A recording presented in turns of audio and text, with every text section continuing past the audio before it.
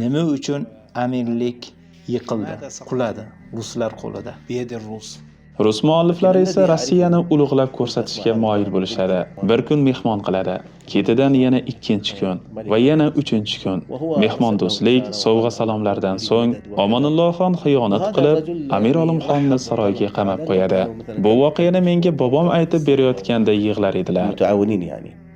فعندما جاء عنده رحب به أول يوم وقال له أنا لا أريد ترحيب ولا أريد الحفلات، وثاني يوم وثالث يوم، فبدأ يقدم له الهدايا وكذا ويقول له نحن في جهاد، نحن في بلدنا في حرب.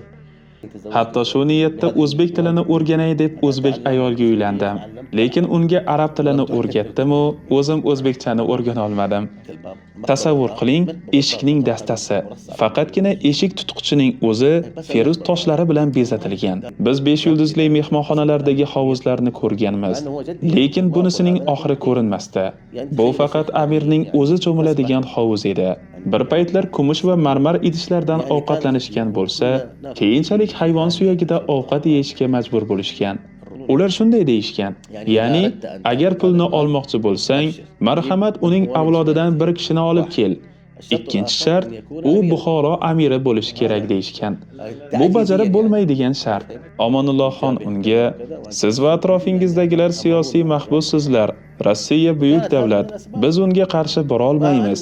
Menga shunday buyruq berilgan deb javob qiladi.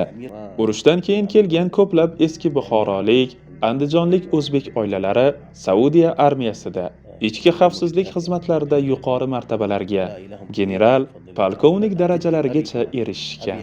Ular bu bayroqni baland ko'tarishlari va buxorolik ekanliklari bilan, ajdodlari dinga xizmat qilgani bilan, asli shu muborak zamindan ekanliklari bilan faxrlanishlari lozim.